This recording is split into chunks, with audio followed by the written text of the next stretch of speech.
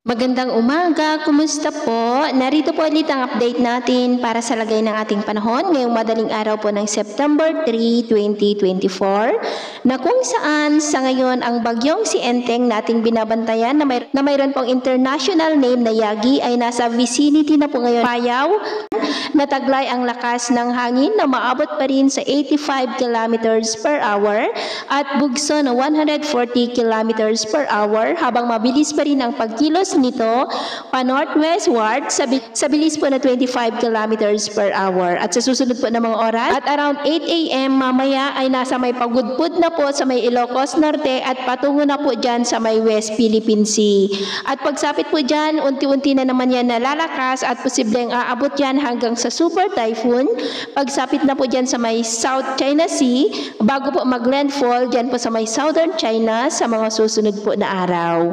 Sa ngayon po dahil kay Bagyong Enteng ay nakataas pa rin ang tropical cyclone wind signal number 2 dito po sa malaking bahagi ng Luzon.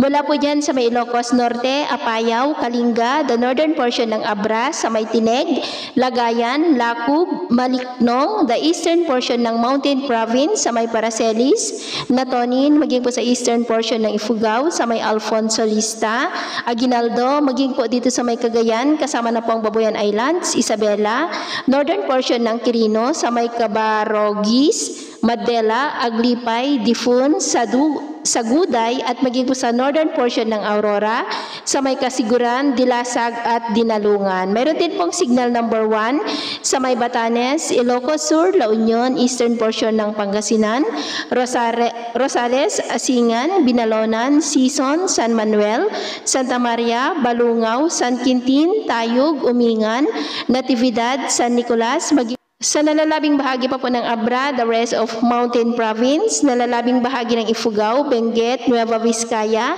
nalalabing bahagi po ng Quirino, the central portion ng Aurora, sa may Maria Aurora, San Luis, Dipaculaw, Baler, maging po sa northeastern portion ng Nueva Ecija, dyan po sa may Llanera, San Jose City, Caranglan, Pantabangan, Bongabon, Rizal at Lupao.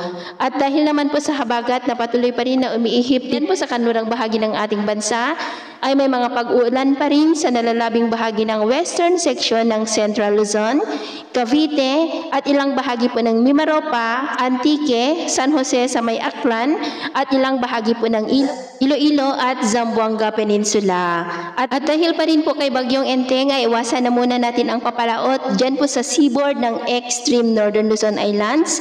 Hanggang baybayin po ng Northern Luzon dahil ang mga alon po dyan ay posibleng aabot hanggang po sa 5 meters height. Iwasan muna natin ang papalaot dyan po sa mga may kulay pula para mas makaiwas sa mga sakunang pangkaragatan. So yun po ng latest update natin sa araw na ito. At ako pa muli si James na nagsasabing sa kahit anong pagsubok po na darating sa ating buhay, huwag na huwag po tayong mawawalan ng pag-asa. Thank you and God bless.